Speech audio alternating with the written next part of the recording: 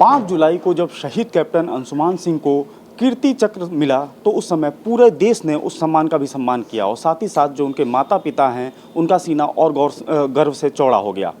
लेकिन उस गर्व के क्षण के बाद अब जो है एक टीस भी है इनके सीने में और हमारे साथ उस टीस के बारे में बातचीत करने के लिए उनके माता पिता हमारे साथ हैं। सर, सबसे पहले जब कीर्ति चक्र सम्मान मिला तो उस समय आप लोग वहाँ मौजूद थे। अब इस समय वो मेडल कहाँ है? मेडल हमारी बहू के पास है गुरदासपुर में। तो वो मेडल आपको क्या लगता है कि उन्होंने जो उस मेडल का अधिकारी आपको नहीं माना जो अपने साथ लेकर चली गई? अधिकारी तो माता और पत्नी दोनों संयुक्त रूप से लिया तो होना चाहिए था और परिवार के पास जहाँ लीगेसी है वहाँ होना चाहिए था वो, लेकिन वो लेके गई। हमने मांगा भी कि बस्ट पे लगाने के लिए एक दिन के लिए चाहिए, लेकिन उन्होंने वो भी नहीं किया, तो इसका दर्द और गम मुझे है। अच्छा, वहाँ पे जब ये सम्मान जब मिल रहा था तो आप लोग भी मौजूद थे, वो भी मौजूद थी, तो कोई बातचीत हुई वहाँ पे आप दोनों लोग के बीच में? नहीं, कोई बातचीत नहीं हुई। हमने कम्युनिकेशन इस्टेब्लिश करने की कोशिश की, लेकिन अगले दिन जिस दिन बातचीत हुआ उसके अगले दिन उन्होंने मेरी बेटी को कहा कि आई डोंट वांट टू। और जब हम लोग आए थे पहले बार जब मिले थे तो उन्होंने बस केवल औपचारिकता में सर हिला के विश किया था, इससे ज़्यादा कोई बातचीत नहीं हुई। सर, जब शहादत हुई थी उसके बाद जो 13वीं संस्कार वगैरह हुआ, बताया जा रहा है कि उसके बाद से ही वो चली गई आपके पास से और वो अपने पिता के पास चली गई। इस दौरान आपके बीच में कोई कम्युनिकेशन स्किल इस्टेब्लिश होने की? ये रही कि अगले दिन के बाद गई, तब तक फ़ोन से भी एक आध बार बात होता था। उनके पिता तो कभी फ़ोन करते नहीं थे, उनकी माता भी कभी उनको फ़ोन नहीं की। हम लोग बहू को फ़ोन करते थे तो इनसे बातचीत होती थी, हमसे व्हाट्सएप पे थोड़ी बहुत बातचीत होती थी। बाद में जब वो पता चला कि वो सामान पैक करके लेके चली गई तो लगा कि उनका मंतव्य शायद नहीं आने का है, फिर भी हमने उसको अवॉइड किया। उसके बाद उन्होंने जब सिम को ब्लॉक किया तब भी हुआ कि ऐसा क्यों हो रहा है। फिर जब वो पूजन में नहीं आई तब ये बिल्कुल क्लियर हो गया कि अब वो आने से रहीं और वो उनका सिर्फ कहना है कि जब मैं गया था बातचीत करने के लिए तैयार नहीं, तो मैं एजुकेशन सेक्रेटरी से कांटेक्ट किया पंजाब गवर्नमेंट के, तब हमारी उनकी बातचीत इस्टेब्लिश हुई और वहाँ उनका कहना था कि जो मुझे गवर्नमेंट एज़ पर रूल दे रही है वो हम अपना अधिकार नहीं छोड़ सकते। आपको अगर कोई तकलीफ़ है तो आपको गवर्नमेंट से बात करनी चाहिए। एक और चीज़ सामने आ रही है कि जो सरकारी दस्तावेज हैं उस पर उन्होंने जो है एड्रेस वो बदलवा दिया है, यानी कि जो देवरिया का आपका पैतृक एड्रेस है वो नहीं है, उसके अलावा उन्होंने अपने जो घर का एड्रेस है वो डलवा दिया है। जी हाँ, ये अधिकारी का मेरे बेटे का जो एड्रेस था देवरिया का परमानेंट एड्रेस, वो पार्ट 2 ऑर्डर में उन्होंने 5 फरवरी 2024 को गुरदासपुर करा दिया, जो कि मैंने ये तथ्य उठाया था जब मेरी संज्ञान में आया राष्ट्रपति भवन में।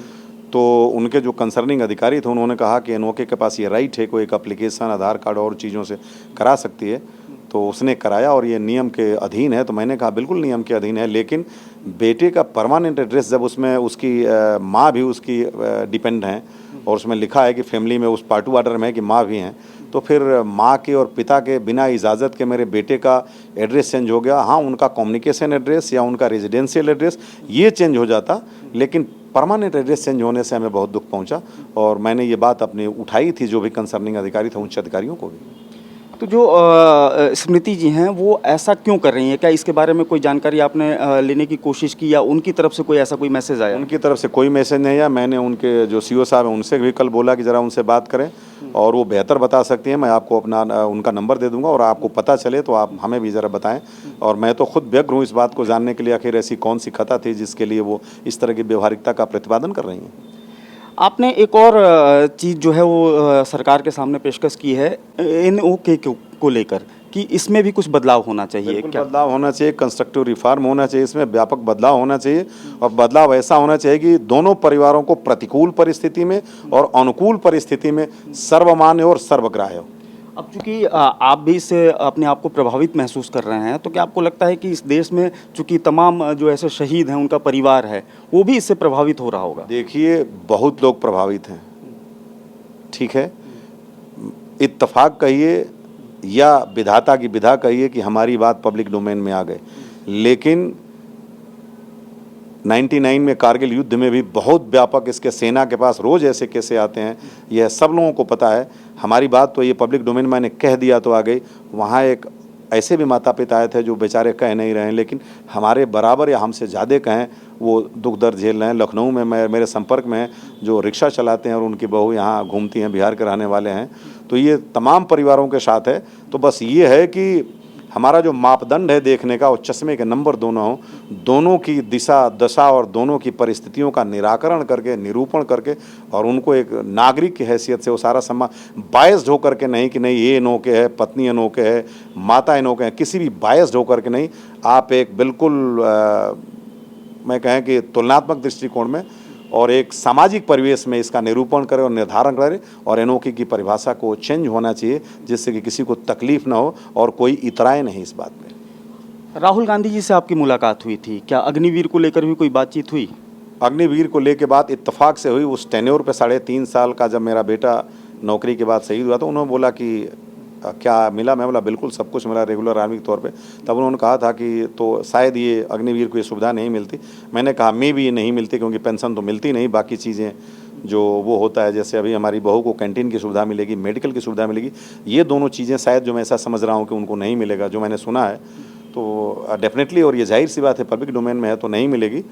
तो इतनी बातें हुई थी, उन्होंने कहा ठीक है हम सरकार से इस पे बात कर रहे हैं और हम जरूर देश के लिए अच्छा करेंगे। आपका क्या विचार है अग्निवीर योजना को लेकर? एक कम्प्रहेंसिव रिफॉर्म। अभी जिस तरीके से सरकार ने 10% जो है अभी जो CAPF है उसमें 10% आरक्षण की बात की है उनके लिए। ये 2022 में ही था कि सेंट्रल जो पुलिस होगी उसमें 10% करेंगे, लेकिन जो अपनी इनरोलमेंट की इंडक्शन की प्रक्रिया है वो अलग अलग होती है और उसकी नियमावली में कुछ ने कर दिया, CRPF ने तो अपने उसमें सर्कुलर में कर दिया था, कुछ लोगों ने नहीं किया था। तो मेरे ख्याल से उसी क्रम का ये हिस्सा है।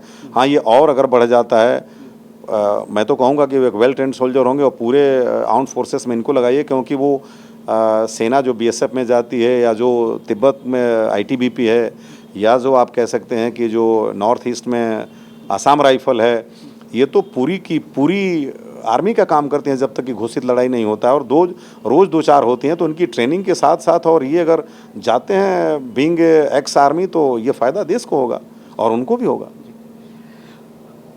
शहीद कैप्टन अंशुमान की माताजी भी हमारे साथ हैं, इनसे भी बातचीत करने की कोशिश करते हैं। उस दिन जब आप कीर्ति चक्र सम्मान लेने गई तो हम लोगों ने देखा कि आप और जो उनकी पत्नी थी वो दोनों लोग साथ में थे। आप लोगों के बीच में क्या कोई बातचीत हुई उस दौरान? नहीं, कोई बात नहीं हुई, बातें ही नहीं हो की है। कीर्ति चक्र को जो है आपने अपने हाथ में लिया था? नहीं, हाथ में तो नहीं लिए, वहाँ बस टच किए। टच क्या आप देखे होंगे। उसके बाद बाहर निकले तो CO साहब मुझे देते हुए बोले कि सिर्फ फ़ोटो खिंचा लो फिर दे दो। ये वर्ड मुझे बोले वो कि फ़ोटो खिंचाने के लिए फ़ोटो खिंचा लो फिर उसको दे दो।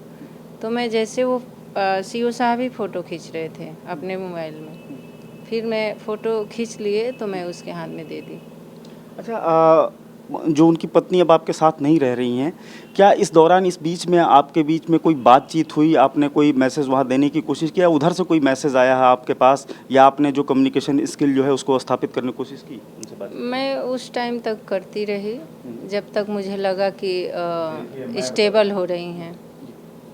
वन एंड हमने अप्रोच किया, उन्होंने कोई अप्रोच नहीं किया। उनकी माताजी जाने के बाद एक बार भी कॉल नहीं की इनको, क्योंकि अपनी इक्वल पैरेलल स्टेटस में है, इनको कॉल कर सकती थी या मैसेज कर सकती थी, एक बार भी नहीं की। उनके फादर हमको इंटायर इतने ड्यूरेशन में कभी भी एक बार फ़ोन नहीं किए, अपनी तरफ से कभी एक मैसेज नहीं किए होंगे। एक आध फ़ोटो जो फॉरवर्ड किए होंगे वो हुआ होगा, लिख करके हाथ से उन्होंने कभी मैंने इनिशिएट करके कुछ नहीं कहा। हमने उनसे बात करने की कोशिश की, फ़ोन भी किया, तब उन्होंने कहा कि मैं बात नहीं कर सकता, सिम ख़राब है। हमने कहा बात क्यों नहीं कर रहे हैं, दोबारा बात करिए, वो एक प्रिंसिपल है, क्या उनके पास सिम नहीं होगा? तमाम चीज़ें, आइए बात करिए, बातों से समाधान हो सकता है। आप क्यों चाहते हैं, वह नहीं कि हम जो है इसमें स्टेबल होना चाहते हैं। पूजन में भी जाने से बहुत बातें हुई, मतलब एक प्लेटफॉर्म से भागने का काम उन्होंने किया। और जब हम कहे ऐसा क्यों कर रहे हैं, आखिर हम लोग समाज के हिस्से हैं, तो उनका एक ही जवाब था कि मैं समाज को नहीं मानता। तो उन्होंने वन एंड हमारा अप्रोच था, ये रेसिप्रोकल नहीं था और बोथ एंड नहीं था। Thank you. तो ये थे शहीद कैप्टन अंशुमान सिंह के माताजी और पिताजी। आपने सुना कि इनके अंदर जो है एक तरफ जहां बेटे को कीर्ति चक्र मिला है उसको लेकर गर्व है, वहीं दूसरी तरफ टीस है, उस टीस के बारे में भी आपने सुना। वीडियो जर्नलिस्ट आशीष वर्मा के साथ मार्तंड सिंह, डेली लाइन, लखनऊ।